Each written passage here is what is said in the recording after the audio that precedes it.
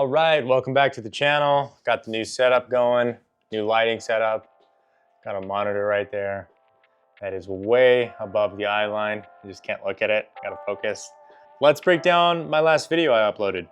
I shot a video for a good friend of mine, Connie, who owns her own clothing company and makes her own clothes by hand. So going over what we used, some of the setups, and how we went about shooting this thing. Let's get into it.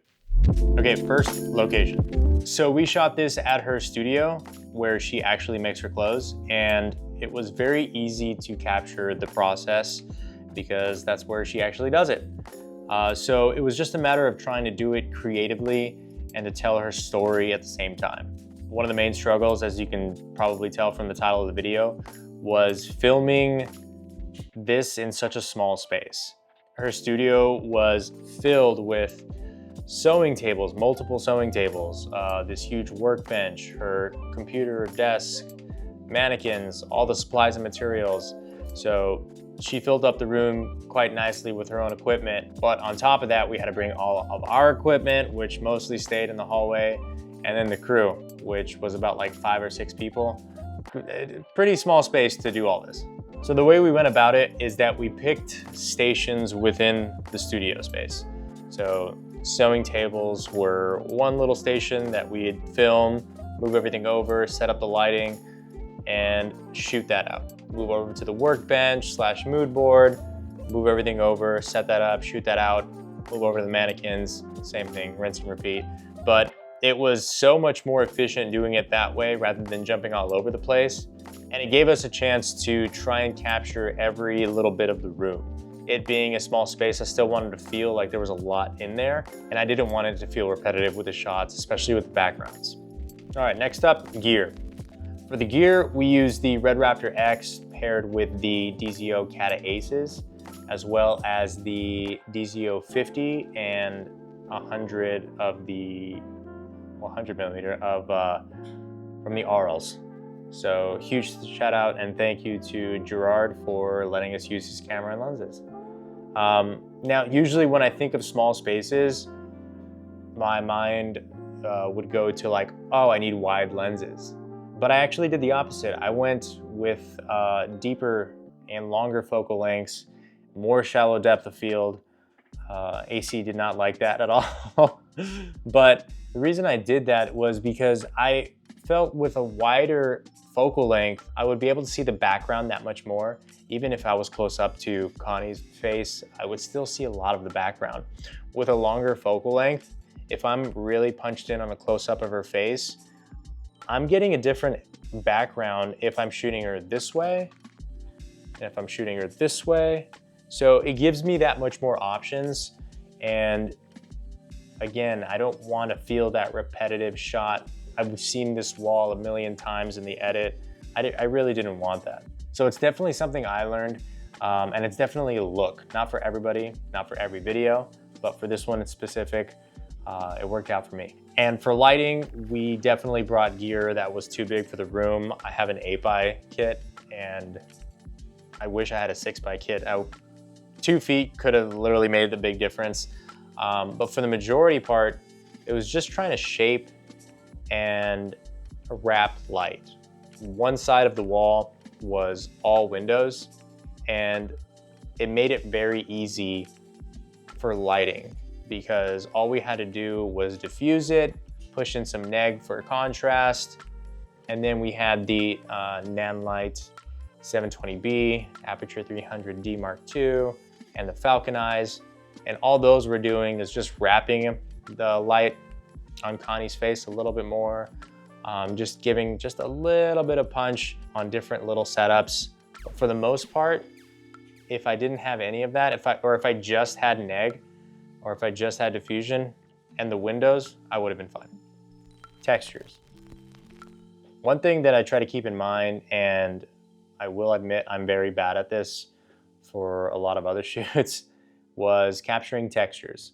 So I really tried to make it a point to grab some textures of her studio, and that literally meant just getting static shots of things that I found interesting on her walls, on her shelves, any little bits of information that can tell her story or background more clearer. clearly, especially while she's doing her voiceover. Because I did those texture shots after hearing that interview. That gave me an insight of what to capture as well. You know, she's talking about music, let's get the record player. She's talking about her Oaxacan roots, maybe some artwork from there. And having those shots while she's doing the voiceover just gives it that much more clarity of her background, what she's like, and where she draws her inspo from. So I could always work on that. I can even get more creative. I was very static and just straight on for some shots. Another note to add to gear, we use the Dana Dolly and Eezy rig. I've been really trying to use the Dana Dolly a lot recently. I love how smooth you can get with some shots and how you can place it in certain areas. One of the setups that I really enjoyed was placing the Dana Dolly over the table and tracking the cutting machine, whatever that's called, while she's cutting the fabric. And Nathan, the editor, was able to do this really cool transition from cutting one direction to the other. And yeah, I also got another one with a Dana Dolly with a slow shutter. Something else I need to work on. I feel like I didn't get those settings right. Trial and error, it's totally fine. I think I just dialed down the frames per second. So I didn't even touch the shutter, and the effect is in the name, slow shutter. I thought it was pretty cool. I feel like it could have been tweaked a bit, but again, lesson learned, trial and error. We also used the Eezy rig, and those were the handheld shots. Again, just standard Eezy rig. Camera's way too heavy to be just rocking the handheld. And those DZO RLs are pretty cool, especially wide open. Okay, let's get into editing. Editing, I really don't have a lot to say here because I didn't edit it and I'm not a good editor. I actually don't like editing. So I reached out to my buddy Nathan Young, who is an amazing editor. I'll have his info in the description below. Please hire him, he's really good. But working with an editor that not only understands your vision, but can also collaborate and add to your ideas is a game changer. There's certain transitions, certain little things, it can be minute things that I really enjoy watching as I'm reviewing it. That I'm like, oh, I didn't even catch that. Because it was hard for me in the beginning of my career to give that up. I wanted to see it from the beginning to end and be in the whole process. It's only until recently I started using an editor, and I've been working with Nathan for a couple of projects now, and it's been amazing. He gets the vibe. Again, he can add to things. We can have a conversation about the feel. The process is just that much easier. Now I don't like editing, especially when there's people far better at editing than me. I'd rather go that direction.